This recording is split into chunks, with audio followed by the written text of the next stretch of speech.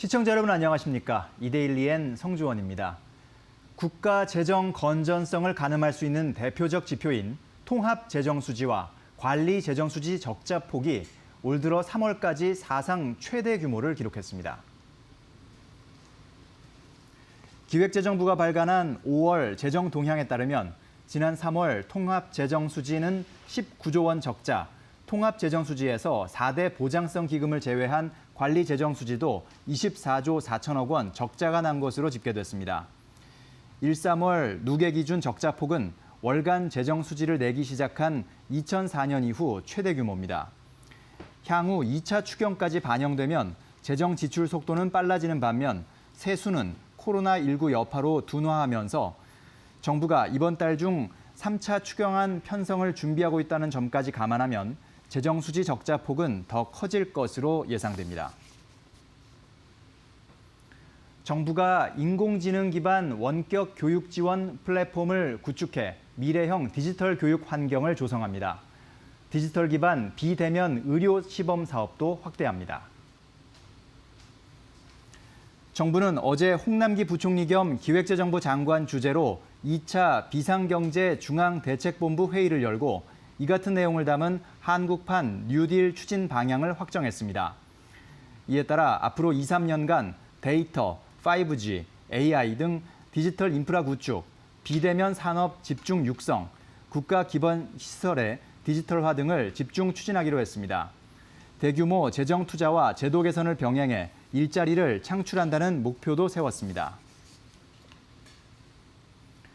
서울 강남 아파트 등 고가 부동산 거래 과정에서 의심되는 편법 증여 혐의자 등 517명이 당국의 세무조사를 받습니다. 국세청은 국토교통부 등 관계기관 합동조사 결과에서 통보된 탈세 의심 자료, 고가 아파트 매매, 전세 거래 및 호화 사치 생활자 등을 분석해 탈루 혐의를 발견하고 세무조사에 착수했다고 밝혔습니다. 앞서 지난달 서울을 포함한 투기 과열지구 31개 지역 전체를 조사해 835건의 탈세 의심 자료가 국세청에 전달된 바 있습니다.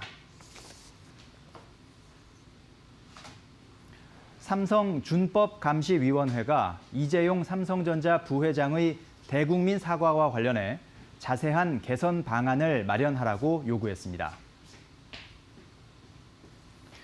삼성준법감시위는 어제 정기회의를 열고 이 부회장의 대국민 사과에 대해 의미 있게 평가한다며 다만 구체적인 실천 방안 등이 뒷받침돼야 한다고 강조했습니다.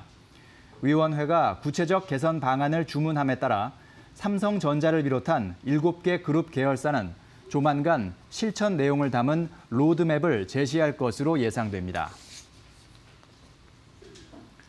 스타벅스가 청년 예비 창업자들이 창업을 준비할 수 있는 공간을 제공하고 해외 연수 등을 지원합니다. 중소벤처기업부는 어제 스타벅스 커피 코리아를 자발적 상생 협력 기업으로 선정했습니다. 이는 기업이 보유한 인프라, 상생 프로그램, 노하우 등을 중소기업, 소상공인, 자영업자 등에 공유하는 프로그램입니다. 이번 협약에 따라 스타벅스는 청년에게 교육과 컨설팅 등 창업 프로그램을 제공하는 창업 카페 10개소를 지정 운영합니다. 스타벅스는 청년 스타트업 창업 촉진을 위한 기부금을 내며 소상공인들의 재기 지원을 위한 바리스타 프로그램도 마련하기로 했습니다. 노브랜드 버거가 작년 8월 브랜드를 출시하고 홍대 1호점을 연 뒤 9개월 만에 30호점을 개장했습니다. 신세계푸드는 어제 서울 중구 을지로 4가에 노브랜드 버거 30호점을 열었다고 밝혔습니다. 노브랜드 버거 주요 매장에서는 하루 1,000개가 넘는 판매량을 기록하고 있으며 지난달 햄버거 누적 판매량 170만 개를 넘어섰습니다. 신세계푸드는 꾸준히 매장을 늘려갈 계획이라고 설명했습니다. 지금까지 이데일리엔 성주원이었습니다. 이어서 간추린 소식 전해드립니다.